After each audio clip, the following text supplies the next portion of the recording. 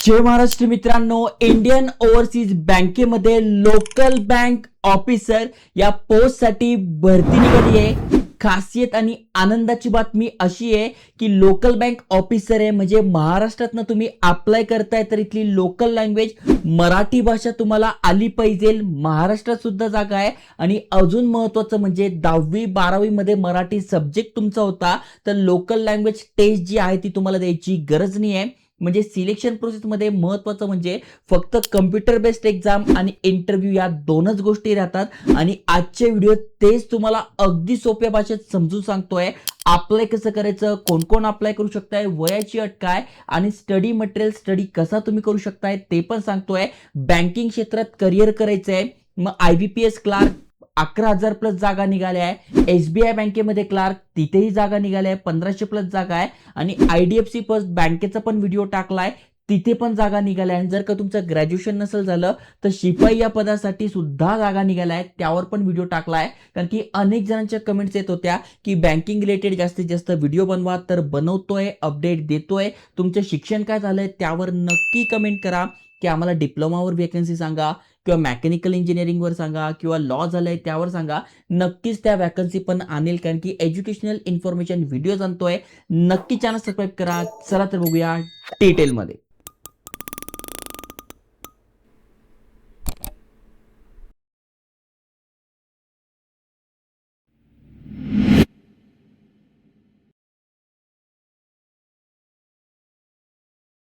तर मित्रांनो तुम्ही स्क्रीनवर बघू शकता इंडियन ओव्हरसीज बँकेच्या ऑफिशियल वेबसाईटवर घेऊन आलोय. अनेक जणांनी बँकेबद्दल ऐकलंच असेल. इथून आपण भरपूर साऱ्या सर्व्हिसेस घेऊ शकतोय बँकिंग रिलेटेड, जसं की SBI मध्ये ज्या सर्व्हिसेस आहेत त्या सगळ्या आहे. कारण की महत्वाची गोष्ट म्हणजे ही भारत सरकार अंतर्गत येते. यांची ऑफिशियल वेबसाईट आहे Indian overseas bank a government of India undertaking. Okay, government of India अंतर्गत येतं. आता अप्लाय करणं सुरू झालंय. महत्वाच्या तारखा समजून घ्या. 8/8/2026 म्हणजे 8 ऑगस्ट पासून आजपासूनच फॉर्म भरणं सुरू झालंय. कधीपर्यंत भरू शकतोय? 24/8 पर्यंत आपण फॉर्म भरू शकतोय म्हणजे 24 ऑगस्ट पर्यंत. ऍप्लिकेशन क्लोज होण्याची शेवटची तारीख तीच असणार आहे. पेमेंट करायची शेवटची तारीख असणार आहे. प्रिंट करायची शेवटची तारीख असणार आहे 8/9/2026 आणि पेमेंट करायची पण शेवटची तारीख 24/8/2026 असणार आहे. अप्लाय कसं करायचं तर इथे बघा दिले हाऊ टू अप्लाय. तिथून आपण अप्लाय करू शकतोय. तुमचं ऑलरेडी अकाउंट असेल यांच्या वेबसाईटवर तर तुम्हाला फक्त लॉग इन करून घ्यायचं आहे. नसेल तर न्यू रजिस्ट्रेशन करून हा संपूर्ण फॉर्म भरून घ्यायचा आहे. आता हा कसा भरायचा तुम्हाला शेवटी सांगतोच आहे, पण त्याआधी आपल्याला समजलं पाहिजे ना आपण पात्र आहोत की नाही, आपलं वय बसतंय की नाही. मग त्यासाठी यांच्या ऑफिशियल वेबसाईटवर जाऊ. खाली स्क्रोल केल्यानंतर महत्वाच्या तारखा दिलेल्या आहे. लोकल बँक ऑफिसर ही पोस्ट असणार आहे. 250 जागा आहे. ओके, ऑल ओव्हर इंडियामध्ये 250 जागा आहे. महाराष्ट्रात पण जागा आहे जसं की बघू शकताय. महत्वाच्या तारखा दिलेल्या आहे आणि इथे टोटल वॅकन्सी दिली आहे कुठल्या राज्यात किती आहे. तर महाराष्ट्रातनं तुम्ही आहात, मराठी भाषा तुम्हाला येते आहे तर टोटल 50 जागा आहे.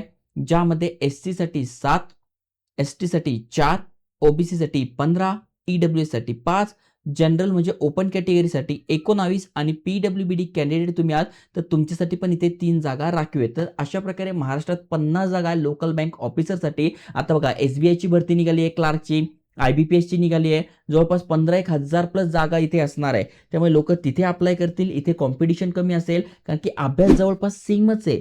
मग तुम्ही तिथे अप्लाय करा, इथे अप्लाय करा. मी तर म्हणेल सगळीकडे अप्लाय करून टाका कारण की अभ्यास आपण बँकिंगचा करतोच आहे. मग SBI ची पण देऊन बघू, IBPS ची पण देऊन पाहू, ही पण देऊन पाहू. कुठे ना कुठे आपण नक्कीच सिलेक्ट होणार आहोत कारण की आपला अभ्यास चांगला आहे. ओके, त्यानंतर महत्वाच्या नोट्स इथे दिल्या आहेत त्या तुम्ही इथे बघू शकता. इलिजिबिलिटी क्रायटेरिया समजून घ्या.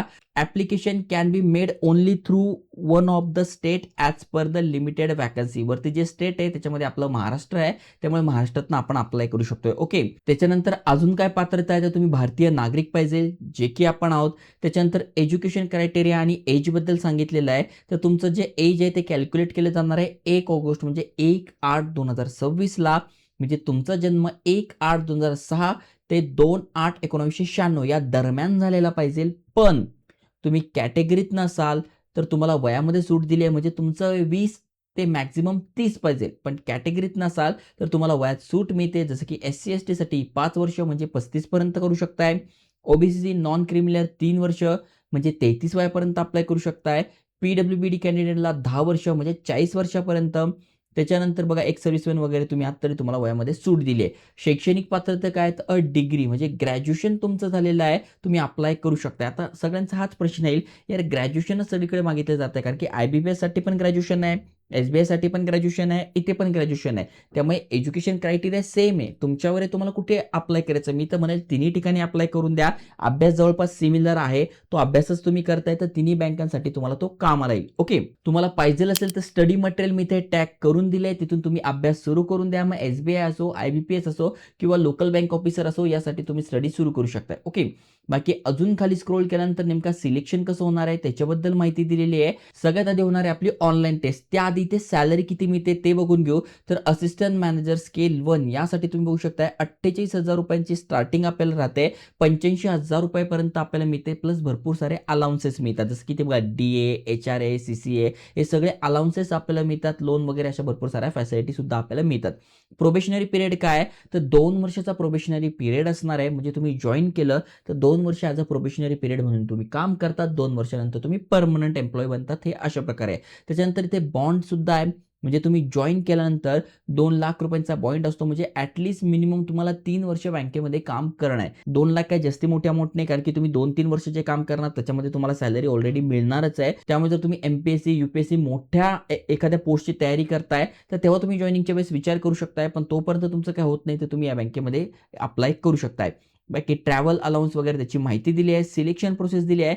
सगळ्यात आधी आपले होणार आहे इथे बघा. सगळ्यात आधी आपली होणार आहे online examination, local language test आणि पर्सनल इंटरव्ह्यू.